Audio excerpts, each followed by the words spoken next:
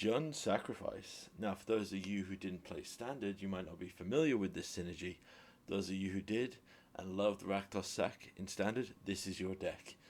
Now, it's built around the basic synergy of the Cauldron Familiar Witch's Oven combo synergy, where the Witch's Oven lets us sack a creature to make a food, and Cauldron Familiar lets us sack a food to bring it back from the graveyard to the battlefield. And when it does, it drains the opponent and they gain life. We gain life. Pair this with a Mayhem Devil to ping off and destroy efficient other creatures and do extra damage, and we've got a deck. Now the deck got a bit of love from Bloomhaven, which evolved it into a Jund deck. We added the Scavenger's Talent, which helps us mill and reanimate targets as we need fit, depending on what level we put it to.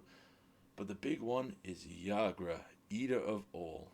Now, Yagra has the ward ability of sack a food, but more importantly turns every creature into a food. So if we have Yagra out and a Cauldron Familiar in the graveyard and one on the battlefield, we have an infinite loop, because the Cauldron Familiar on the battlefield is a food that can be sacked to the Cauldron Familiar in the graveyard to swap them around and bring them back and do infinite drain, make an infinitely huge Yagra, or if we have a Scavenger's Talent, infinitely mill out our opponent.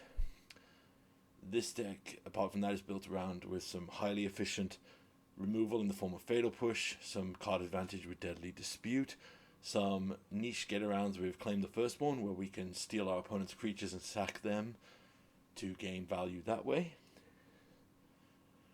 Aside from that, it's a standard deck. It is pretty intense on rares and mythics. However, if you did play the deck in standard, you will already have 90% of this deck, and even without the Yagra combo, it's a highly efficient deck that can still be run. But yes, if you love Aristocrat Sacrifice decks, if you played the original Rakdos Sack in standard, or you're looking for a more grindier mid-range deck with some niche synergies, pick up this deck.